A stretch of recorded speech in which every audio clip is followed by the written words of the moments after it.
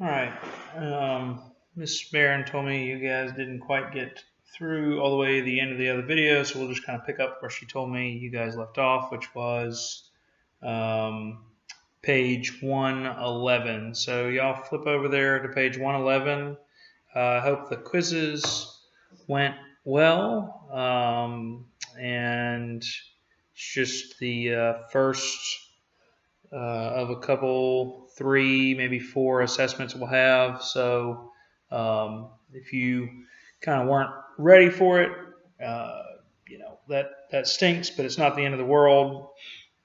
And you'll have an opportunity to correct and all that stuff. So I'll hopefully get those grades up this weekend, and you guys can get those back on Tuesday. And then we'll be getting ready. We've got the lab on Tuesday as well. So that's exciting. We've got a pretty cool lab. And read back through your lab report. I'll be posting the lab procedure sometime this weekend. And then you guys will have tables you need to prepare for class on Tuesday. So you'll bring those with you and have them to use as part of your prep that you need to do for the lab. Okay, and just remember we'll be doing a lab report like we did before, and the that'll be a test grade. So again, we got a bunch of assessments coming up here. So keep plugging away on your homework. You guys should all have pretty good grades on those. Keep studying regularly. Look back over your stuff. And I guess with that, let's just dive into it. Okay, so you guys got to page 111 here. So I'm just going to pick up with this example here, talking about ionization. Okay, so kind of look right here on your examples. Basically, you remember we did condensed electron configuration. This is the last noble gas before your element. All right, in this case, we're talking about tin. All right, and so they're basically saying this is your normal unionized tin there, 5s2, 4d10, 5p2. All right, and then if we have a 4+, what does that mean? It means we've taken off 4 electrons to give it a 4+. Okay. Well, what happens? The point is that the 5s2 and the 5p2 come off even though the 4 is of a lower principal quantum number, okay, which is what he's talking about right here. Basically, the 5s come off before the d's do. And that's just sort of like, that should be a little bit expected, because when we look at those deals in here, remember that this is actually, this is the 4s2. Sorry, that's not doing a very good job.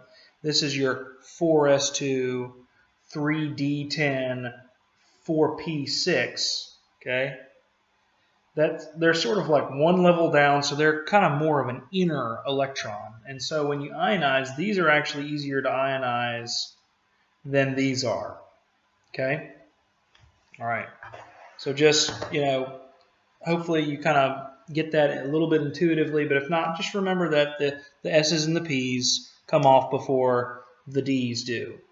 Okay, so then they kind of take you through a second one here. What is this? We got a manganese, I think, and that's the condensed argon, then 4s2, 3d5. And again, we're going to take 4 of those. So what does it do? Well, it takes those 2 S's, and then it starts chipping away at the D's.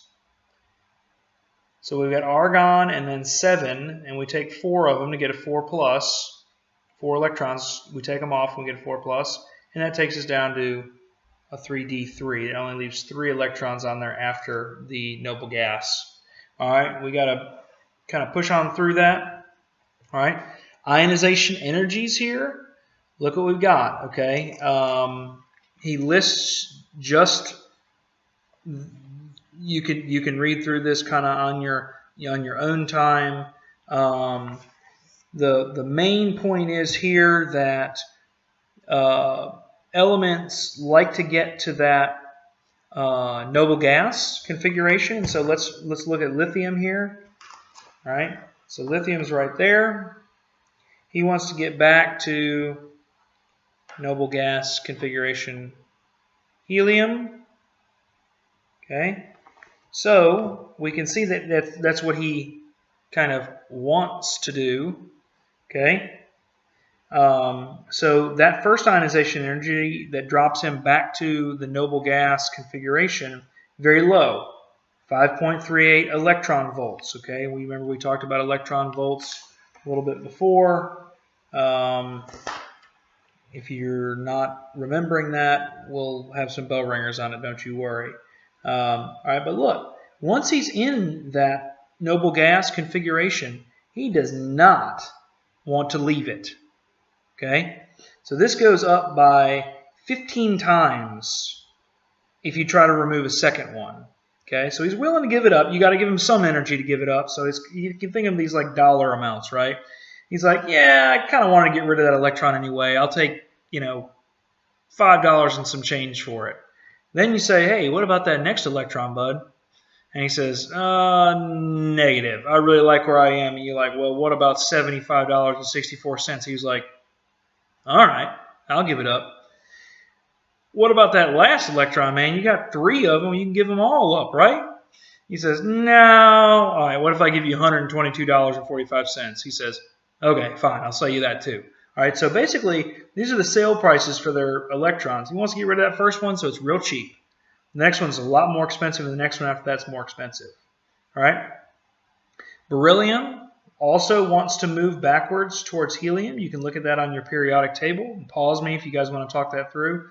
Pretty cheap to sell the first electron, pretty cheap to sell the second electron, and then look, to get him, now he loses 2 electrons, and he's at the noble gas. To get a third, it goes up by almost a factor of 10. He really does not want to sell that, so you really got to come off some money to buy that electron from him, okay? Once they get to that electron, that stable electron configuration, which is the noble gas configuration, they don't want to give up any more electrons, okay? All right, you can look at that a little bit more and see that that's true for all of these guys. Huge jump when they get to that. Boron is 1 more, and he's got a huge jump, again, almost 10 times, well, not quite, but maybe 8 times once they get to that stable gas, noble gas configuration. All right, excellent.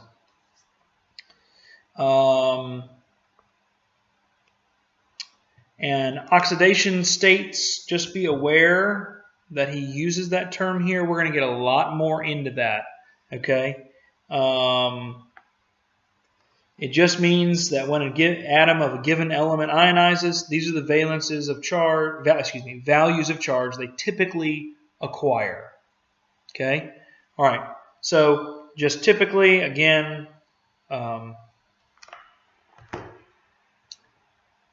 typically +1, +2.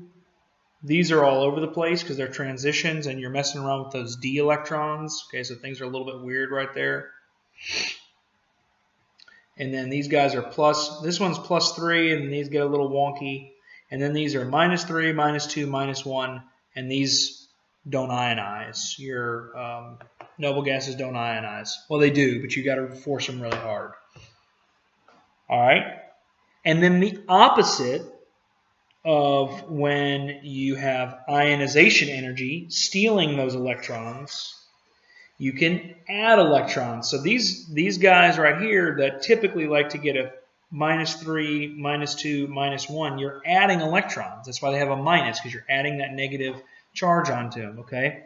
And electron affinity, basically energy is released, okay? So you could probably do well just to go ahead and underline just that, okay? So you need to have ionization in your mind as energy you've got to put in to remove an electron. Electron affinity is the opposite, energy released when adding an electron, okay? You put in energy, electrons leave. You take out energy, you get out energy, electrons go in, okay? So just keep that in mind.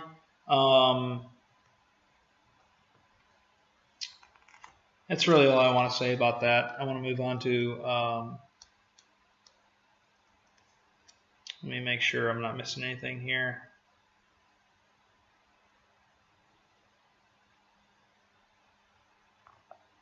Yeah. Okay, well, we'll come back and address this table over here if we need to. I don't know quite why he spends so much time with the definitions here, but if we need to, we'll come back to that. Now, of course, I haven't been through this whole book before, so I don't exactly know where he's going with that. So just keep that in mind that we've got that there. All right, electronegativity. All right, we've got Linus Pauling here, who I don't know that you would let him in if he knocked on your door, but he was a brilliant chemist. Kind of looks like, oh, that won't be uncharitable. Anyway, so that's him right here. All right, so he's got the Pauling electronegativity scale. All right, and basically, you can see that right here on this table. Okay, that's all. That's not all that's on here. That's one of the main thing that's on here. Okay. Also, it's got these little +3s, +2. Those are the common oxidation states, kind of what we're talking about. Okay, so you've got this as a reference, a fast, easy reference. Anytime you need to look something up like an electronegativity. All right. So let's talk through what is electronegativity here. Okay. A measure of how strongly atoms attract the electrons shared between atoms inside molecules. Okay? The higher an element's electronegativity relative to the other elements in a molecule, the more an atom attracts the shared electrons in the molecule toward itself. All right, this is important. Okay, we're not even going to talk about what does what, where on the periodic table just yet. Okay, so let's look right here. This is a water molecule, okay? H2O, okay? So what happens is, let's keep these in our mind here. Let's just look them up. O has a 3.44 electronegativity, whereas H is only a 2.2. 2.2, 3.44. All right, so what does that happen? So when we've got into these bonds here, this is chemically bonded, these hydrogens and this oxygen. Okay, we have not even talked about how atoms bond yet to one another. We're getting there. All right, but these are bonded, so they're sharing, they're covalently bonded. Again, that's a word we haven't really used a whole lot, but you've probably heard it in physical science or whatever at some point. Okay, they're covalently bonded, which means they're sharing electrons. That means that something happens, and now this water molecule has sort of an electron cloud around the whole thing, whereas before each one of them had their own electron clouds. They've been combined into a bigger cloud.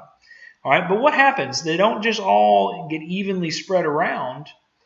That oxygen molecule, actually, something about it, which we're going to get into, pulls those electrons toward it in a way that sort of shifts that electron cloud more towards this way, and it creates a negative area and two positive areas on these. So these electrons, instead of just being evenly spread around like over here, they actually get moved and pulled this way. All right, and what does that mean? He calls it a polar water molecule. Well, guess what happens if you have another molecule? Okay.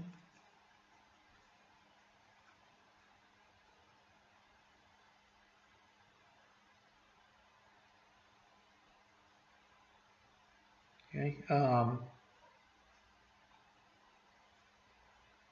Okay. What did we say? We said we got kind of a little plus area around here and kind of a minus area around here. This is super technical, obviously. Okay. Well, what's going to happen? You've got this minus here, and this right here.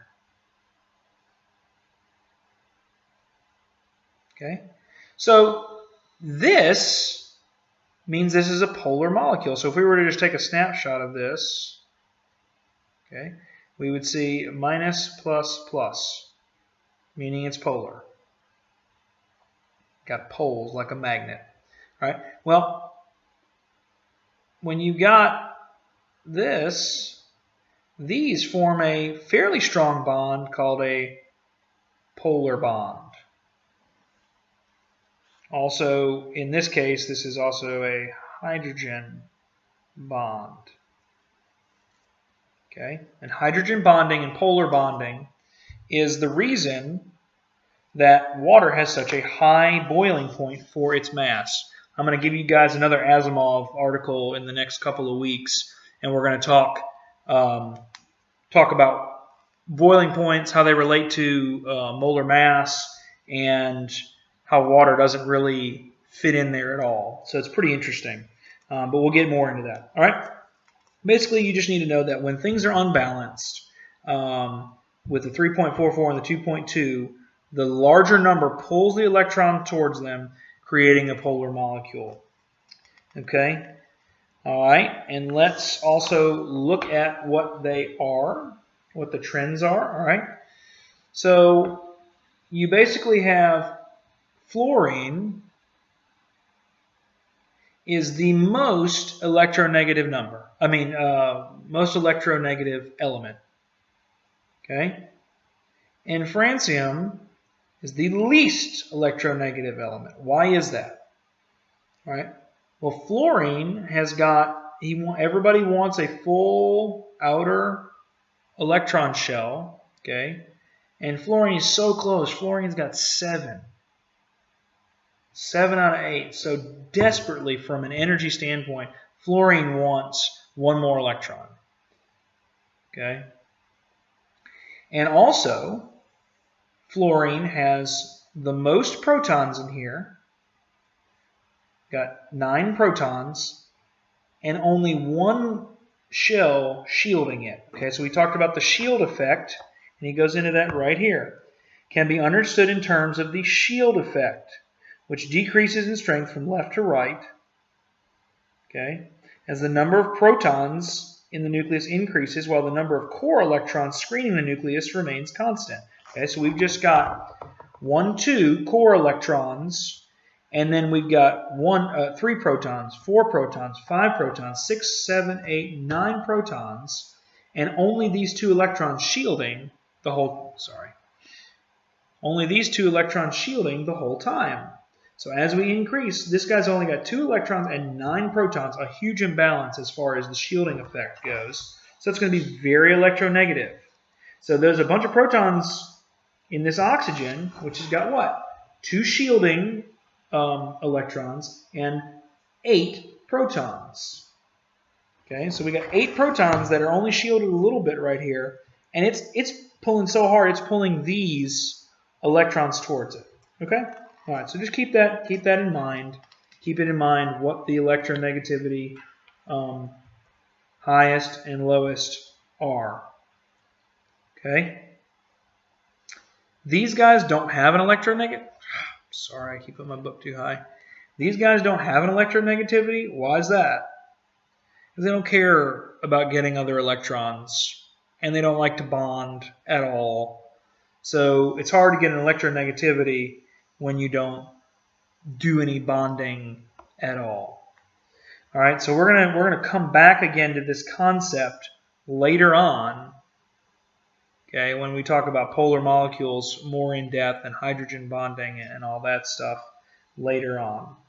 Okay.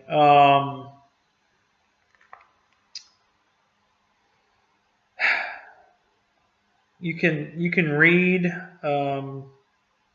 this. He just kind of labels through or goes through labeling why hydrogen's weird and doesn't really fit, which makes sense because it only has 1 proton and 1 electron. Okay, so we might expect that it acts a little bit weird and a little bit different. Okay, and again, you can look at your electronegativity here, and he's just graphed all these for you. Okay, so we got some pretty good trends here. They get a little wonky through here though. Okay, they're kind of all over the place in these later ones. Okay, so but we see pretty clear trends right here. And the basic deal is you're going to have a lot of bonding that we're going to look at with these guys, and they're going to be very electronegative, and they're going to do weird things to make polar molecules, and that's going to matter for solubility. Polar things are soluble in other polar things, and nonpolar molecules are not soluble in polar molecules. So there's a like dissolves like is kind of what people say. And so that's just something to kind of file away there when you're looking at some of these labs we're going to do, what's going to be soluble in what. So anyway, all right. Well, you can see that we covered the bulk of the material, through 4.3, and you just took a quiz on that. And so there's some stuff about ionization energy that we're going to add in, core and valence electrons. That's going to be important for later. But we covered a lot of that in our other lecture. And so that's probably all I've got to say on this. I think we've covered all these topics pretty well. You need to be pretty consistently thinking about things in terms of the shield effect. That's going to help you memorize sort of what the trends are and why they are the way they are. And think about what's going on. Think about those protons. What does it mean to have the intervening electrons in there for the weakness or the strength of the field? Okay, so I'm going to try and get up with anybody who didn't do super well in the quiz, and we're going to try and clarify some of that. Again, we'll have a work session, face-to-face. I think it's at the school this time, and we'll get together and talk through any of that. I want you guys to be noting stuff you don't understand so that we can tease some of that out, talk it through, and get your guys' head around this. Okay. Oh, and for the next person, if y'all will, cesium is not actually Ce. Okay. Cesium is, sorry, let it focus here. Cesium's the CS right here, and some of y'all went with the Ce right here on your ionization and atomic. Let's see, right there. This is Ce right here. Okay, you did that on your homework, so good for noticing that. But the cesium is actually CS. So if y'all will mark that for the next person here, just so they're not confused.